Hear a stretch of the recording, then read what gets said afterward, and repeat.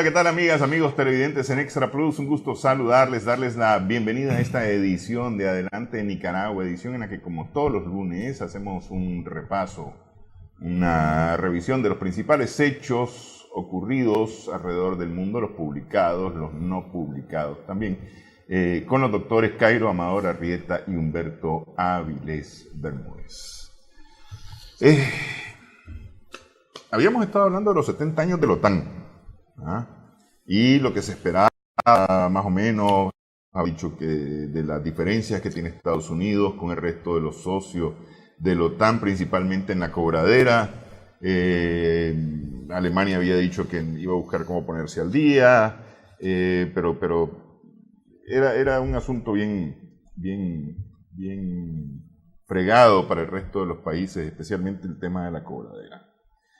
Quedaron sorprendidos en este 70 aniversario los ministros de Relaciones Exteriores de la OTAN por la salida estadounidense del Tratado sobre las Fuerzas Nucleares de Alcance Intermedio. Y pegaron el grito al cielo hablando de la amenaza rusa, causa por la cual se formó la OTAN hace 70 años, ¿no? Pero sorprendió más el anuncio que hizo el presidente Donald Trump después de recibir, o mientras recibió al primer ministro adjunto chino, Liu He, acerca de la posibilidad de negociar con China y Rusia una disminución de los gastos de armamento nuclear. Bueno, pero eso es absolutamente coherente, en mi opinión, ¿verdad?, con el comerciante de la Casa Blanca, ¿verdad?, que él, con tal de llamar la atención, tiene que hacer lo más sensacionalista posible. Y en una cumbre que todo el mundo, también lo comentamos en el programa anterior, la semana pasada, que todo el mundo califica de bajo perfil, y muy piadosamente, porque los 70 años de la organización del Tratado del Atlántico Norte, pues era una ocasión para que al menos estuviesen los jefes de Estado de todos los países miembros, de uno y otro lado del Atlántico. Lo que pasa es que, como precisamente el énfasis de esta minicumbre, si se me permite, de la OTAN, celebrada en Washington, estaba en la unidad de la OTAN, con los Estados Unidos a la cabeza, pese a la pasadera de factura reciente, ¿verdad?, por parte de Trump, unificando esfuerzos frente a China y a Rusia. Entonces ahí se le encendió el 20, como dicen los mexicanos, a Trump. ¿Cuál es la manera de llamar la atención muy sensacionalistamente y a base de tweet, como no podía ser de otra manera? Proponer un acuerdo tripartito entre China, Rusia y Estados Unidos para emprender una nueva etapa de nuclear, es decir, una moratoria en la fabricación, en la carrera armamentista desde el punto de vista nuclear. Y con eso atrajo la atención de los focos, o sea, centró más los focos de la atención internacional, ¿no? Tan es así que no es por casualidad que lo estemos comentando aquí. Que si tenía que ver o no con la presencia militar China y Rusia en Venezuela ante la crisis venezolana, todo es conversable.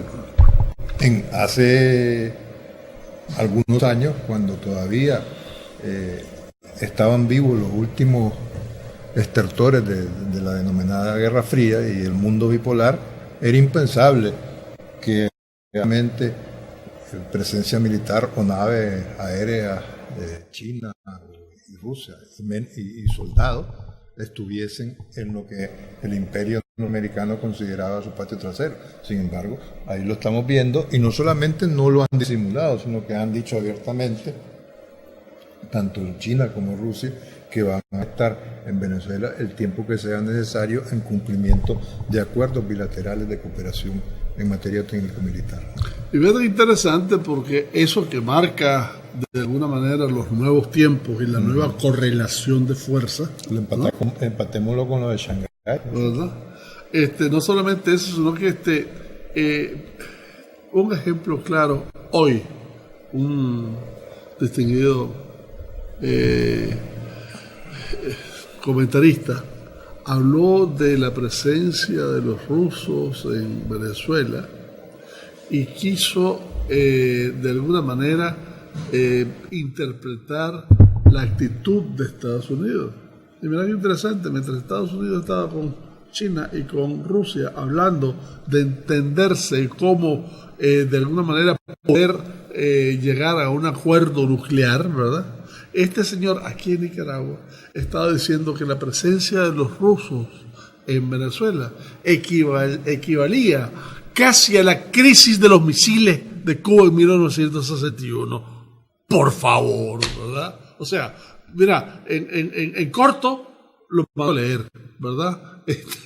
En más profundidad, qué mal que ha entendido todo lo que ha estudiado. Son dos cosas totalmente diferentes, no tienen nada de común, ¿verdad? Pero se le ha querido dar ese cariz de similaridad a los dos eventos, pues, pretendiendo que esta es una crisis que tiene ribetes mundiales, supongo yo, para justificar cosas, pues, al final de cuentas, porque todo tiene como fin y objeto justificar. Pero eso manifiesta en el mejor de los casos y siendo misericordioso, sin ningún afán de divinidad, ¿no? Por parte nuestra, ignorancia de los tiempos que corren. Porque cuando la crisis de los misiles en Cuba en 1962, el mundo era bipolar y estaba en lo más álgido de la Guerra Fría. Pero además, en materia económica internacional, existía la paridad dólar-oro, que ya, en el mejor de los casos, desapareció a partir de la semana pasada, desde que en Shanghái se constituyó el petroyuan y está cotizando en bolsa como tal. Y ese mismo día, 6 billones de dólares en operaciones hechas con petroyanes.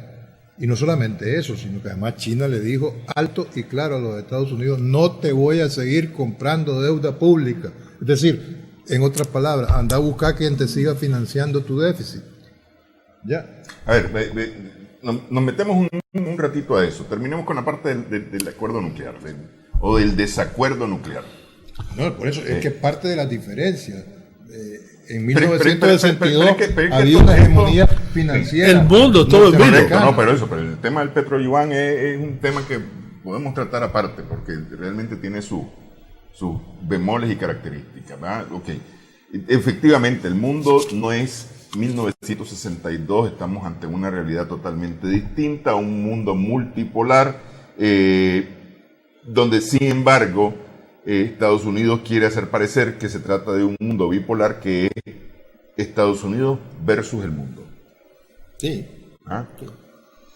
Y sin verle más colores a ese asunto. Es que se niega, esta es mi opinión, ¿verdad? Estados Unidos se niega a reconocer que ya la caída del imperio entró en picada. Es que con lo que vos dijiste, Shanghái, vamos a retomar varias cosas cuando terminemos la parte de los misiles, porque aquí hay que retomar, por un lado, el problema de la crisis externa norteamericana, la crisis interna de legitimización y sus perspectivas, alrededor también de sus aliados, ¿verdad? Pero bueno, el caso es que es exageradamente fuera de contexto y demás, comparar 61 de la crisis de los misiles con lo que está pasando ahorita. Es más, es una contribución a la desinformación y a montar unas categorías en el imaginario colectivo que no existen, en términos de temor, en términos de confrontación, en términos de... O sea, no contribuyen nada. No, efectivamente, es parte de la desinformación. Es parte de la desinformación. Vuelvo al tema de los misiles. A ver, ¿por qué pega el brinco la OTAN si más bien lo que Trump está anunciando es un acuerdo para bajarle el gas a Estados Unidos, a Rusia y a China? ¿Qué es lo que está reclamando la OTAN? El peligro que representa para ellos Rusia. Pues yo creo que la OTAN y sus Estados miembros tienen sobrados motivos para pegar el brinco con cualquiera de las actitudes de Trump. Por principio. De la cobradera, si se me permite la expresión que tiene, ya lo hemos evocado en más de una ocasión, cómo debutó Trump con la OTAN y en la OTAN, ¿no? Y además, si Estados Unidos se entiende con los dueños del circo a nivel de potencias mundiales, una vez más, si se me permite la expresión, con China y Rusia, en materia nuclear, el rol, la importancia de la OTAN se vería reducida. Yo creo que de alguna manera por ahí le chima. Recordando de zapato. que Francia es nuclear, Sí. que Inglaterra es nuclear. Y no solamente eso, sino que han exportado su tecnología. Israel, entre otros casos, en los 60 comienza su esfuerzo por tener la bomba atómica, que lo logró a señales, gracias a la tecnología francesa, no americana. ¿Ah? Hablando después específicamente alrededor de Charles de Gaulle, ¿verdad? Se habla al menos de 10 países que tienen tecnología nuclear, al menos de 10 países que la tienen y que la tienen más o menos desarrollada, excepto 3. Rusia, China y Estados Unidos, que son los que la tienen más desarrollada la tecnología, ¿no? Se habla de Arabia Saudita, No, Arabia la Saudita República no tiene Popular eso. China, ¿Es así? Corea del Norte, Estados Unidos, Francia, la India, Israel, Pakistán, el Reino Unido y la Federación Rusa.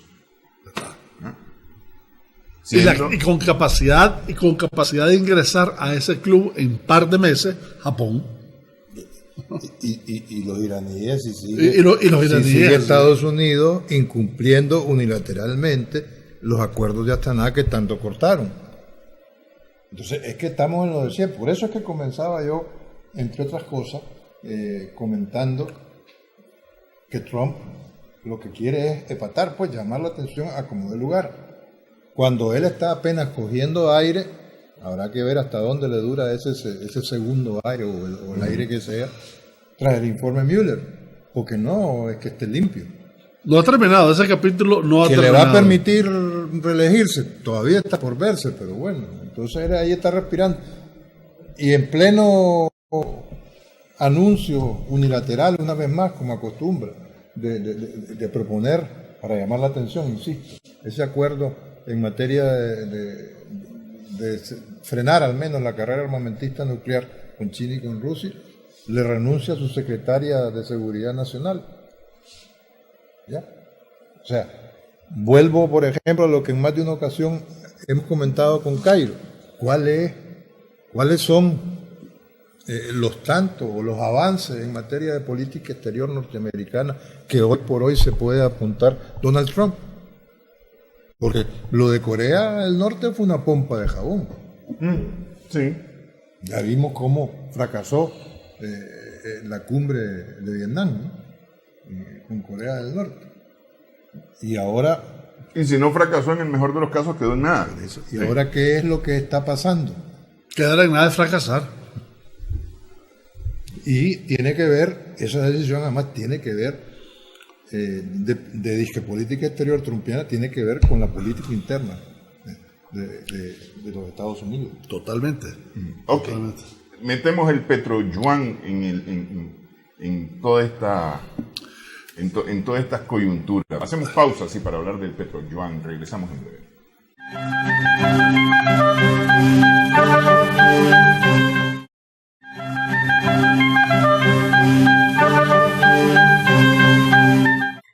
Seguimos en Adelante Nicaragua en Extra Plus.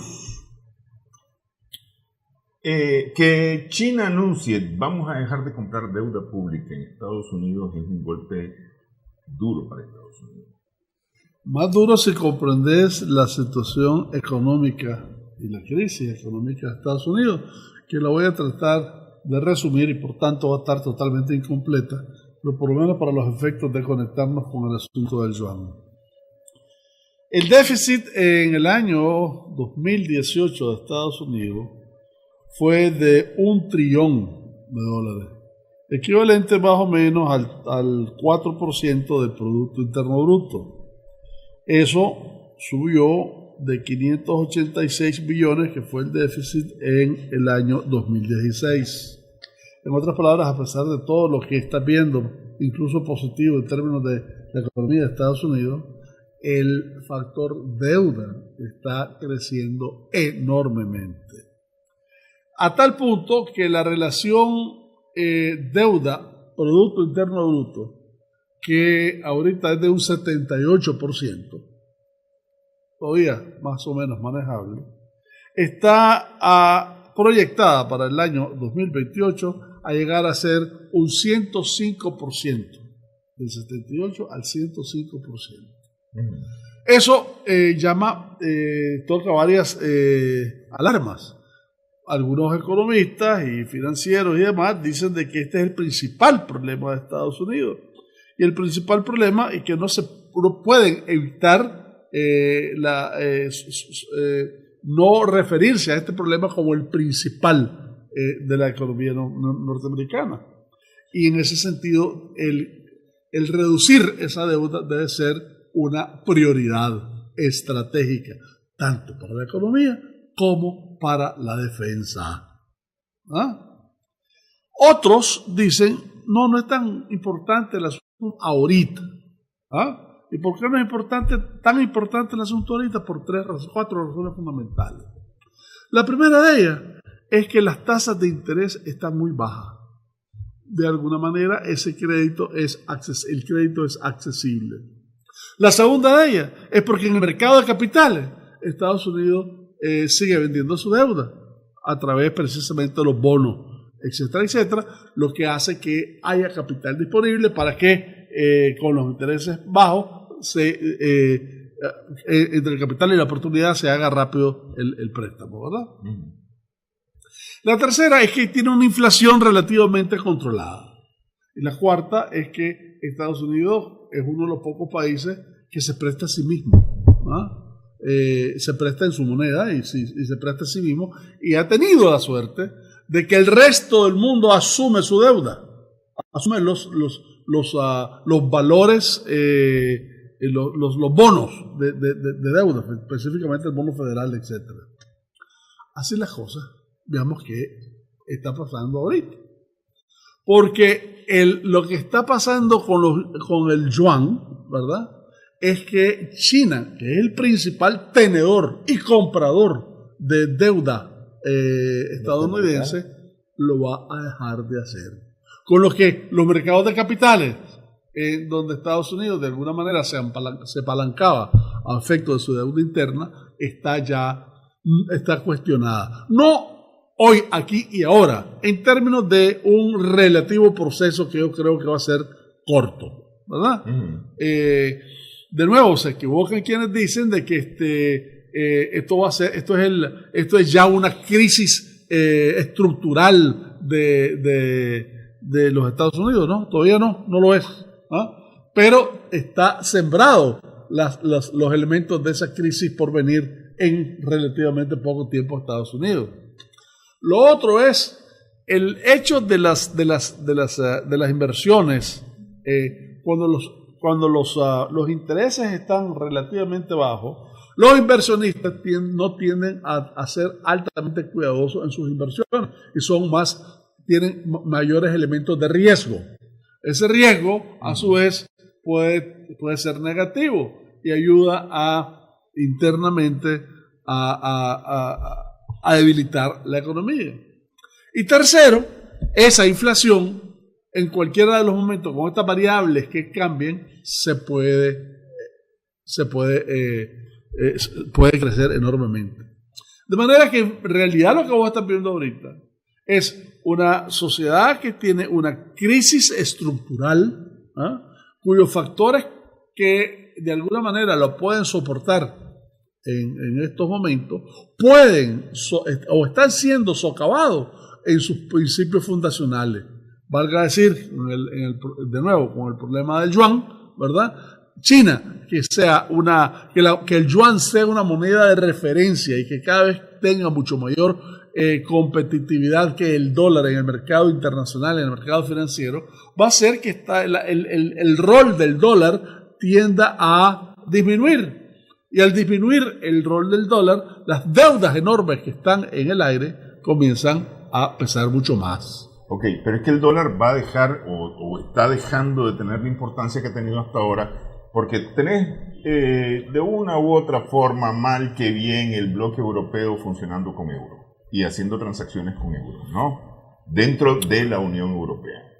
Ahora aparece este tema del petro-yuan, que me parece que se va a hacer bastante más ruido, o podría llegar a ser bastante más ruido que el euro. No, en la transacción aunque ya internacional. estaba el yuan en la ¿cómo se llama? En la canasta del FMI, ¿verdad? Sí, no, pero es que no solamente es el petrolero. Hay un aspecto que no lo hemos mencionado. Ya empezó a funcionar la paridad yuan-oro, que no existía. ¿Ya? Y las reservas principales de petróleo que respaldan al petroyuan y las reservas principales de oro, ¿dónde están? ¿Cuáles son? Ahí está. ¿Cuáles son? Independientemente de armamento o acuerdos técnico-militares que mencionábamos anteriormente, ¿ya?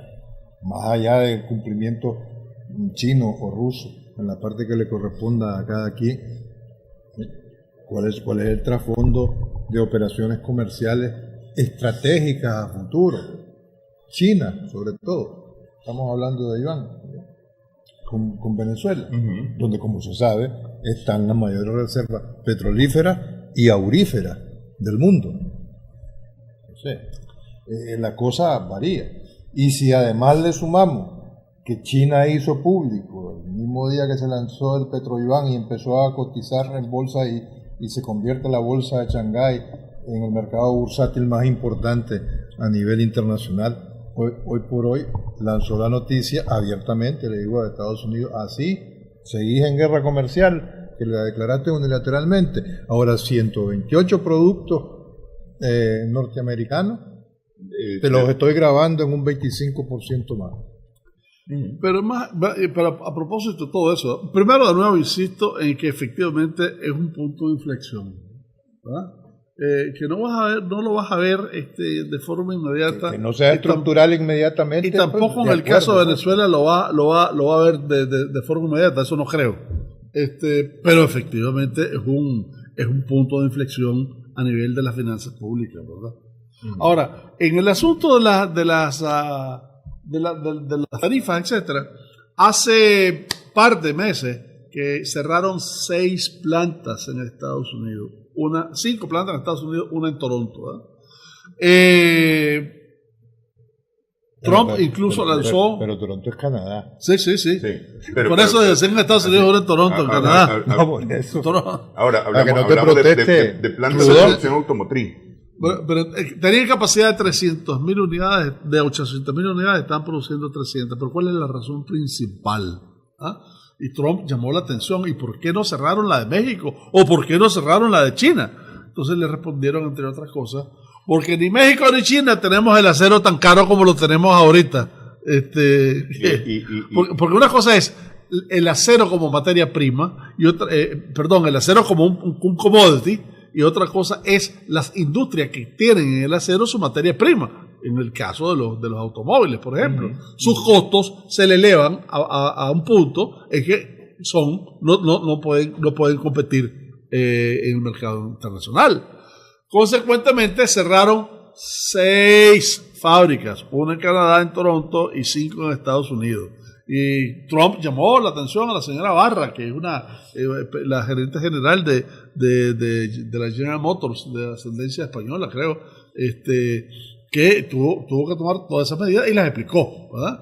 Pero entonces eso ya es una respuesta a su famosa America First, ¿verdad? Correcto. En vez de estar ganando en ese sentido, e incluso las empresas que están en China no van a regresarse tampoco. Primero porque tienen mercado, tienen unos costos mucho más bajos y tienen casi su propia tecnología.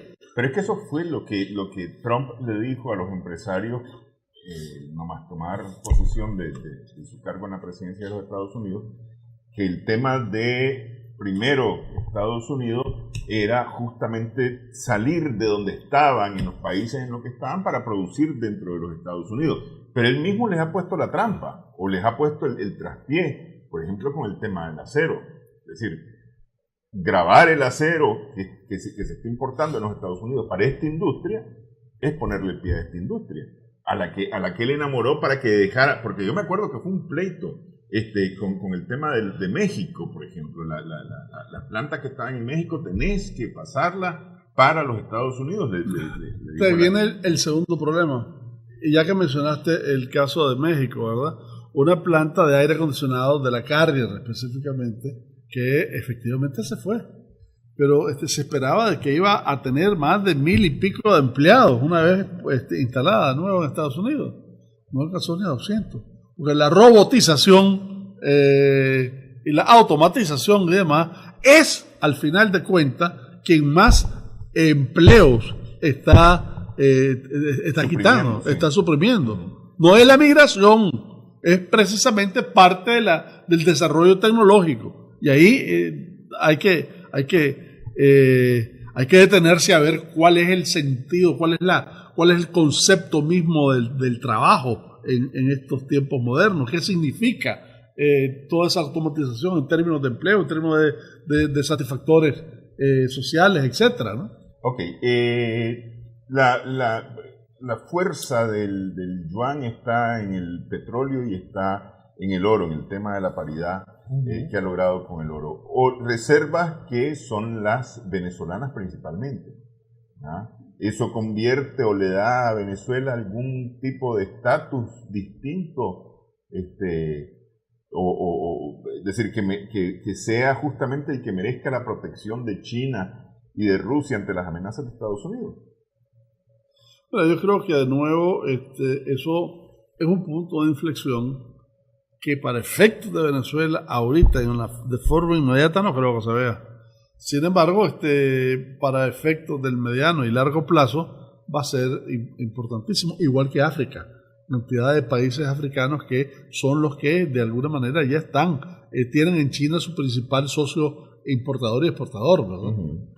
Sudáfrica, entre otros. Pero bueno, en cualquiera de los casos cambia el juego en términos de la mejor opción para poder exportar. Y en el caso de Venezuela, que además tiene toda una serie de sanciones alrededor del uso del dólar, hombre, cuanto mejor. No, por eso, es que para Venezuela es un hoyo que se abre para poder respirar, pues, de alguna manera, ¿no? Pero que además se le está diciendo claramente a Estados Unidos, yo lo entiendo así, pues no creo que sea muy difícil comprenderlo. No es más, América Latina no es más el patio trasero. Comenzando por Venezuela, si querés. Sí, pero ya los chinos venían diciendo, la semana pasada me parece que hubo una intervención en el Ministerio de Relaciones Exteriores chino, diciendo, señores... Y los chinos los soldados chinos están ahí, sí, eso van a tener el tiempo que sea necesario. Eso el patio trasero comenzó a dejar de serlo desde Cuba, ¿verdad? Sí, no, pero por eso no es oportuno ni por donde pasó, por llamarlo matizadamente, hacer una comparación de la situación. Los misiles nucleares que hubo en Cuba, en la crisis de los misiles de octubre del 62, no tiene punto de comparación para nada con los sistemas de defensa antiaérea a base de misiles, pues, que pueda haber, que le haya comprado Venezuela a Rusia, ¿no? O lo que le haya comprado a China. Sí. Pero bueno, pues, o al final de cuentas, pues el hecho de la presencia militar tampoco implica tanto. Vamos, hacemos pausa nuevamente en esta edición de Adelante.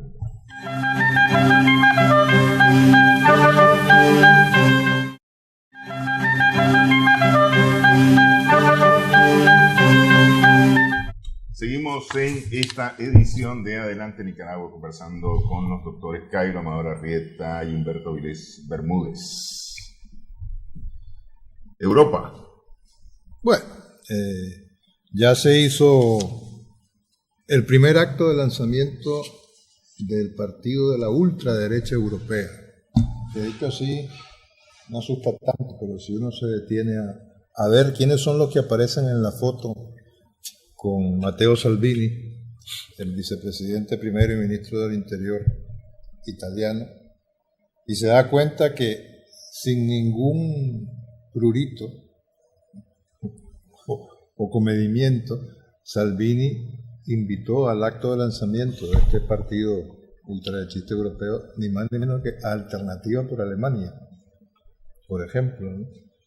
A otro partido de ultraderecha emergente danés, cuyo nombre no preciso en este momento, y un finlandés, si no me equivoco. No estaban las cabezas de serie de la ultraderecha, como puede ser Marine Le Pen, pero ya establecieron hace una semana o 10 días un acuerdo de principios para concurrir juntos y con candidaturas comunes a las elecciones europeas del 26 de mayo. Y se especula todavía que para el 18 de abril próximo, el próximo Jueves Santo, va a ser el lanzamiento formal en Italia con todas las estrellas de ese universo popular nacionalista, populista nacionalista, más que popular nacionalista, que ni más ni menos aspira a modificar radicalmente el panorama de la Unión Europea, a la que acusan de sumamente burocrática y sin ningún empacho en el discurso de lanzamiento de esta iniciativa. Salvini dijo que él está claro de que la organización de esta fuerza para recuperar Europa para el pueblo y que el pueblo o los pueblos europeos puedan alzar sus cabezas causa más de una pesadilla en Bruselas, ¿no? Entonces eso no es ninguna casualidad. Se está ahí, comentábamos fuera de cámara antes de iniciar el programa, deshojando la margarita de si finalmente esta fuerza derechista Vox, que está más a la derecha del Partido Popular, Vox, si cabe, Vox en que España, fue la que le dio la sorpresa en Andalucía, en las elecciones España, andaluzas, si finalmente Vox da el paso y se decide a integrar esta coalición ultraderechista europea. Entonces eso y los nublados cada vez más densos del Brexit caracterizan hoy por hoy la actualidad europea. No sabemos si a esta altura, no sé si ya se dio la votación en Westminster, en el Parlamento británico, de una ley, un proyecto de ley conjunta o laborista conservador para autorizar que se pueda dar un Brexit por accidente, lo cual es peligrosísimo, ¿no? Porque esa ley se aprobó por un voto de diferencia, ese proyecto de ley, perdón, la semana pasada, entonces se sometía a votación hoy. Si finalmente es aprobada por el Parlamento, el ya mermado bastante margen de maniobra y escaso poder político de la primer ministra Theresa May se va a ver radicalmente afectado.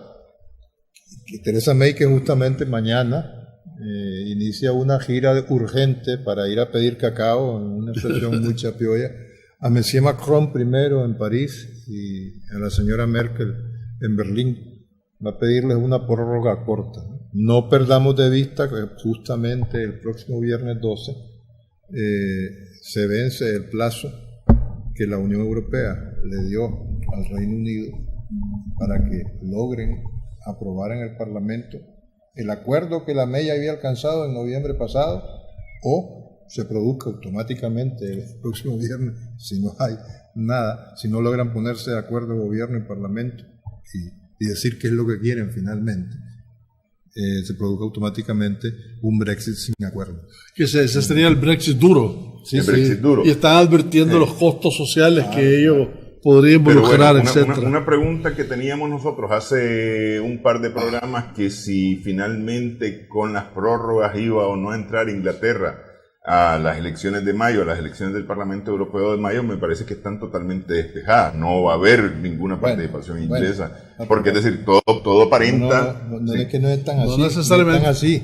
Ya hay conversaciones además de May con Corbyn, es decir, conservadores y laboristas. Pero ya se sabe que los laboristas tienen listos sus candidatos para las elecciones europeas. Ya, lo dan como un hecho. Incluso May ha ofrecido el compromiso de que Inglaterra, de que el Reino Unido participe en las elecciones europeas si le dan la prórroga que está que está solicitando. Pero es que justamente es que eso voy, porque el tema de la prórroga es para salir, no es para quedarse. Eso, Sí. pero la prórroga la está pidiendo para el 30 de junio. Por otro lado, Donald Tusk, que tiene algo que decir, porque es el presidente del Consejo Europeo, el polaco, habla hasta de una prórroga de 2 años, hasta el 2021. Pero el trasfondo que hay en el resto de los 27 socios, si finalmente termina de irse, aún no sabemos cómo, ¿no?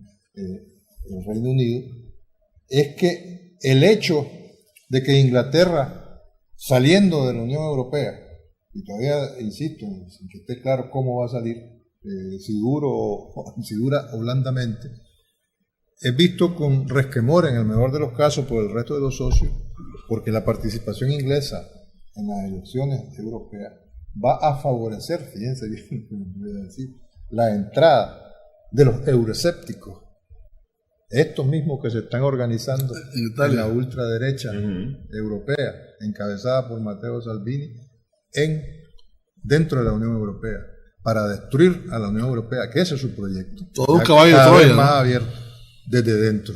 Así es. Que nadie, pero sin ocultarlo, ¿no? Ese es un juego abierto. Es decir, a Vox Populi, además. Total. Así es. ¿Y qué previsión tiene la Unión Europea para esto, para evitarlo? Porque al final de cuentas... Todo pasa supuestamente en esta semana, aparte de la votación de hoy en Westminster, que ya no se espera mucho de eso, ¿no? A nivel Estaba revisando y no hay nada nuevo más que la hay una cumbre, había, pues.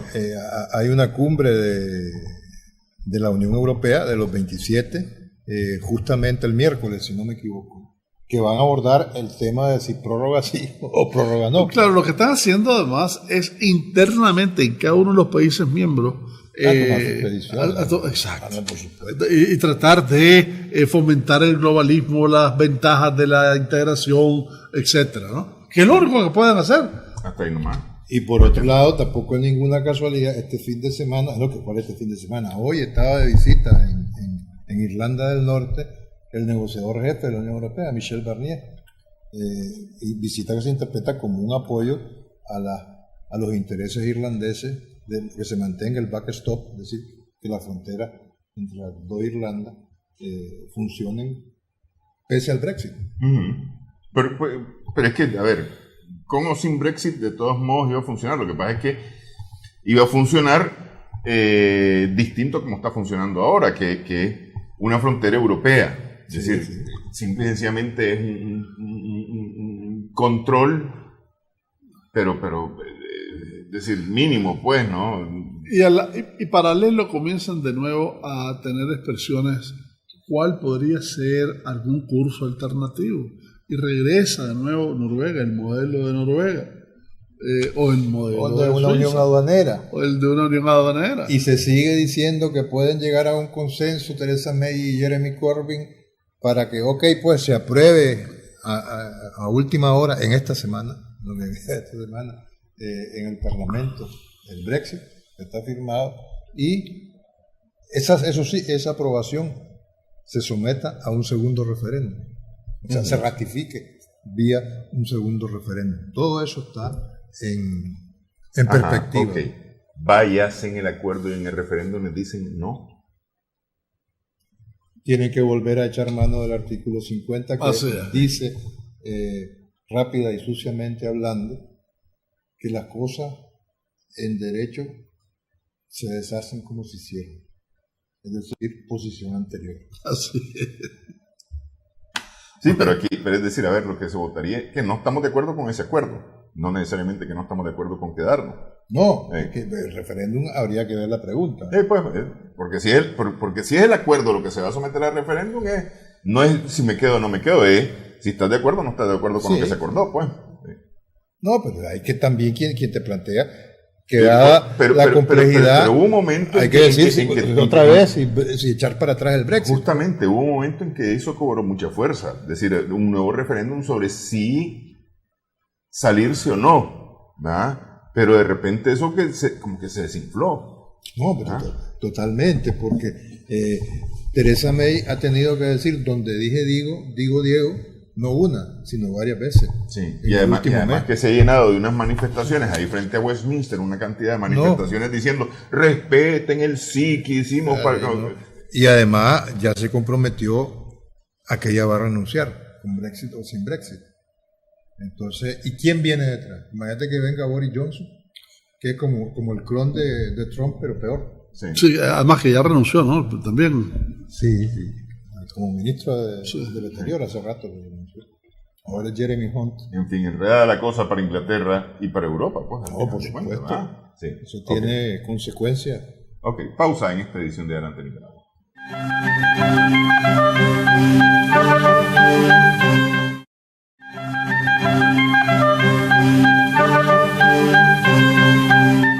Ahí estaban oyendo. Israel es mañana. Israel es mañana. Israel es mañana. Arranquemos con Israel, pues. Arranquemos con Israel. Dale, Cayo. Bueno, mañana en las elecciones del Parlamento de Israel, de ahí es donde se elige al primer ministro.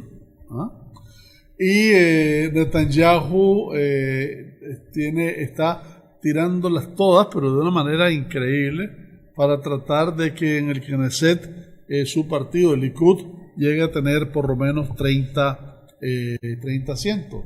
Aún así les faltarían, para tener mayoría, por lo menos unos 12 o 15 asientos, que está de alguna manera negociando con los ultraortodoxos, con quienes ya había negociado en las elecciones pasadas, pero que le están cobrando, le están haciendo, lo están presionando para que pague un costo mayor por esa bisagra, que es lo que al final serían. Por ejemplo, en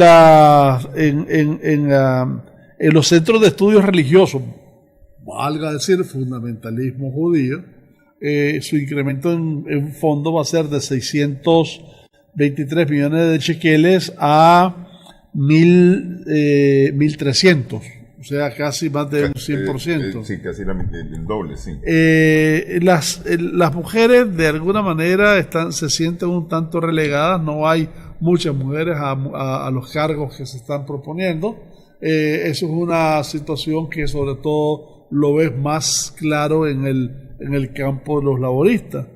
Pero al final del asunto, Netanyahu se está tirando en la piscina del ultrarradicalismo, ¿verdad? El hombre dice, básicamente, aquí no va a haber dos estados. Palestina no va a tener no va a ser su capital Jerusalén del Este. Vamos a incorporar los altos del Golán y la parte de Cisjordania a Israel. Vamos a planificar, y ya tenemos planificados, y vamos a ejecutar mayores asentamientos en todos esos territorios. La calidad de ciudadanía está referida en categorías. La primera categoría siendo los judíos, y los segundos, estricta y literalmente ciudadanos de segunda, los árabes que viven en Israel. Israel 100% entonces para los judíos.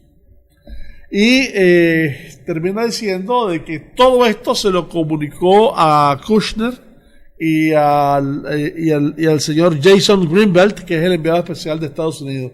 Y esto tiene importancia porque dice que inmediatamente después de estas elecciones, viene el plan de Estados Unidos para solucionar el problema árabe-israelí. O sea, yo no veo cómo, con estas condiciones y con estos puntos, estos sabios van a tratar de arreglar ese problema. Sí, porque ahí lo que estás viendo es una nueva versión del apartheid. Y Kushner está presentando esto, lo estuvo presentando desde hace rato, como el trato del siglo.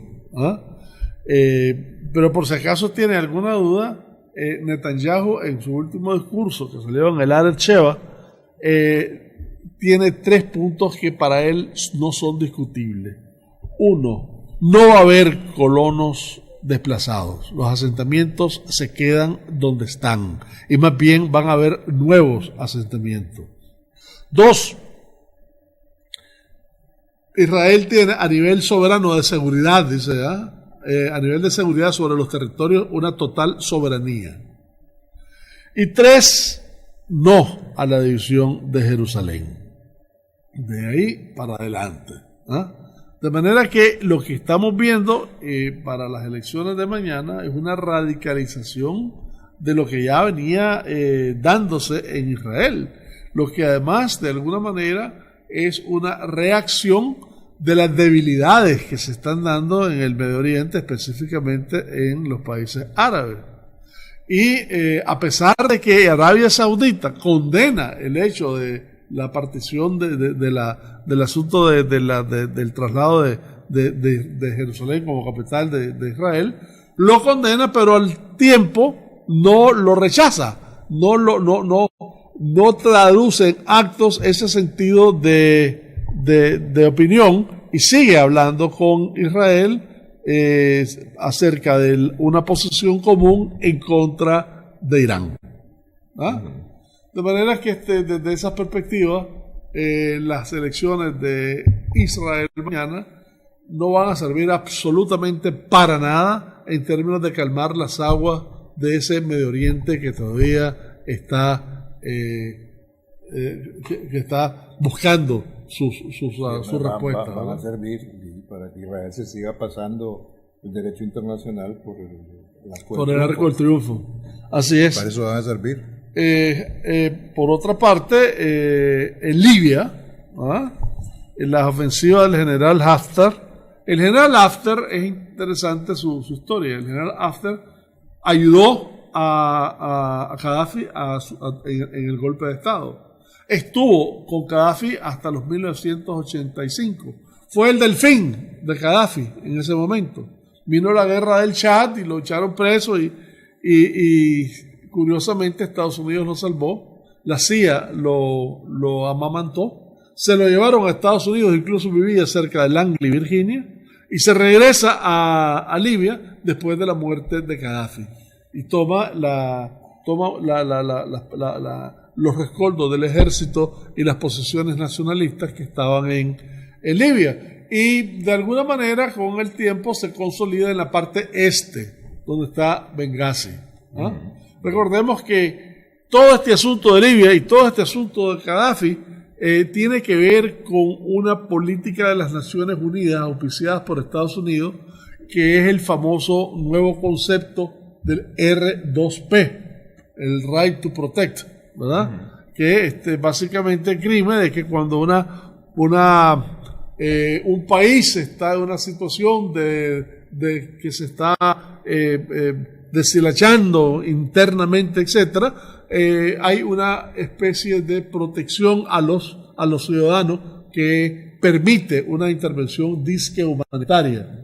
¿verdad? Ahora, esa disque humanitaria intervención del RP2 en Libia es lo que tiene Libia como está hoy. Ha sido un total, absoluto y completo desastre. Por eso, para poner la perspectiva. A ver, en Trípoli están quienes fueron apoyados por Occidente para derrocar a Gaddafi. Para derrocar y matar a Gaddafi. Acordate que antes de eso hubo 3 gobiernos, no hubo 2, ahorita hay 2, ¿verdad? Antes, hasta el 2016, habían 3 gobiernos, ¿verdad? Y en donde, en uno de ellos, y en el que actualmente está en Trípoli, la gente que viene de regreso del ISI tiene un buen campamento en esos lados, ¿verdad? De manera que vos no podés ver al general Haftar como una acción individual. De hecho, nada de eso es individual. A Haftar lo apoya Egipto, lo apoya Rusia y lo apoya Arabia Saudita. Al de Trípoli lo apoya Turquía, lo apoya Qatar y supuestamente lo apoya Francia. Italia y Francia a Haftar. De manera que es una... Y todo eso se da en medio de unas posibles elecciones que se iban a dar en el próximo mes. De hecho, cuando comienza toda esta avanzada, Guterres estaba en Trípoli y acababa de estar en Benghazi hablando con este señor. Es más, los 2 líderes se unieron y estuvieron de acuerdo en que iban a tener este periodo para las próximas elecciones. Pero el problema es, primero, que Libia está en tuquitos, está en pedazos. Sí. Segundo, que incluso en Benghazi tienen toda una serie de guerrillas en contra del gobierno de Benghazi, y en Trípoli tienen otra serie de guerrillas en contra del gobierno de Trípoli. Son 36 tribus las que hay por esos lados. Y no necesariamente una está de acuerdo con la otra. Por eso, si una de las gracias de Gaddafi en un momento determinado es que los tenía controlados. Bueno, en todo caso, entonces, vos mirás un problema el problema de Libia como una clara consecuencia de decisiones mal tomadas por la OTAN, precisamente, porque la intervención de Libia, entre otras cosas, él tiene como sello básicamente a Sarkozy más que Obama, ¿verdad? Claro, sí, Sarkozy. Aunque toda la batalla aérea, etcétera, el peso mayor lo tuvo Estados Unidos sin duda alguna. Pero bueno, el caso es que, ¿qué es el resultado de todo eso? Estás hablando de un país que tiene 3 gobiernos, que tuvo 3 gobiernos, ahora tiene 2, que todos están en contra de cada uno, que cada uno a su vez tiene enemigos internos, que se está deshilachando el país poco a poco. Hay 36 cabezas visibles ahí en este momento. Y Libia es, en apretada síntesis, la demostración más palpable que el tal right to protect es para los Estados Unidos y compañía el derecho a destruir. Ya desbarataron a Libia. Y es importantísimo. Y ahí tienen a los libios saliendo desesperadamente. Son la principal carne de naufragio del Mediterráneo. El año pasado, don Luis Almagro estaba hablando del R2P, elogiando el R2P en una posible aplicación en Nicaragua. Bueno, en el mejor de los casos... El Frente Nacional lo corrió por eso, entre otras cosas, ¿verdad? Por eso. Los comentarios del señor Almagro dejaron mucho que desear hace tiempo. Ahora mira no sé si va a inventar un derecho a rectificar. Otro problema que se desprende de todo eso.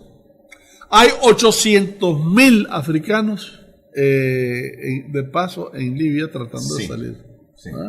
136.000. Que además es el puerto de salida. Es el puerto de salida. No es solamente lo que vos decías, los libios metidos en el Mediterráneo, naufragando en el Mediterráneo, Libia como puerto de salida de África hacia el norte, hacia Europa. Que van, como apuntaba Cairo, restos del Estado Islámico, y después Europa que no se asuste de las cosas que pasan.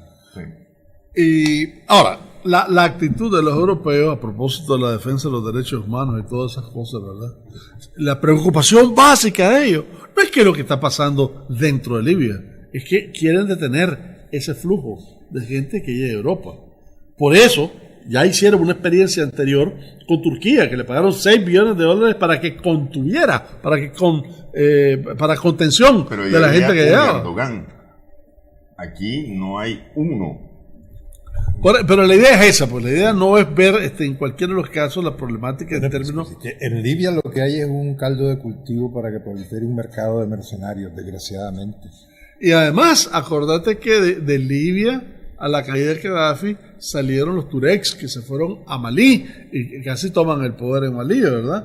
Y otros se fueron y están colaborando con Boko Haram o con Al-Shiba en Somalia, etcétera, ¿no? Sí, es el foco de desestabilización del norte. ¿Qué lección puede haber ahí en una situación ya no polarizada, sino son dos mundos incompatibles?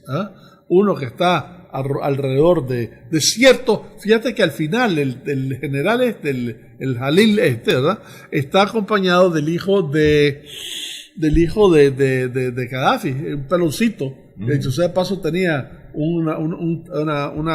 tenía varios libros escritos y tenía un think tank alrededor de cómo hacer que Libia se volviese más accesible a todo. Con proliferación de la pequeña y mediana empresa, etcétera. Bueno, el caso es que en estas circunstancias, dentro de 2 meses, 3 meses, esas elecciones, si es que en algún momento se podían haber dado, no tenían consistencia, porque El país está totalmente desbaratado y está totalmente disperso y está totalmente fuera de ningún foco político ahorita. De manera que en estas circunstancias vos ves que Libia, a su vez, puede ser una fuente de problemas para sus vecinos, incluyendo Túnez, incluyendo Argelia, ahorita con Bouteflika. Todo el Magreb. Y todo el Magreb, por supuesto. Bueno, se nos queda siempre en el tintero temas. Bouteflika. Están las elecciones en la India. El 25 aniversario de Ruanda. Del 25 aniversario. Ya vamos a planificarnos en el próximo programa. Gracias, Cairo, Humberto, por su presencia hoy. Gracias a nuestras amigas y amigos por su sintonía en esta edición de Adelante Nicaragua. Esperamos que el programa ya